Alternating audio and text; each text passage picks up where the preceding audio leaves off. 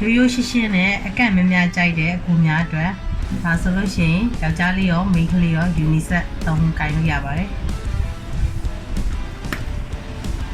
ဒီမှာဆိုလို့ရှိရင်ကတ်နှစ်ကတ်သုံးကတ်လေးကတ်ကတ်သေးလေးကတ်အကန့်ကြီးတစ်ကတ်အတွင်းထဲမှာဆိုလို့ရှိရင်ကတ်သေးတစ်ကတ်နှစ်ကတ်သုံးကတ်လေးကတ်ငါးကတ်6ကတ်ကတ်သေး6ကတ်ပါမယ်နောက်ပြီးတော့ရာစီအုပ်တအုပ်ဒီမှာတစ်ကတ်နှစ်ကတ်ပါမယ်နောက်ပြီးရင်မှတ်ပုံနေနဲ့အတူမွားတွေထည့်ဖို့အတွက်စကန်တစ်ကတ်ပါမယ်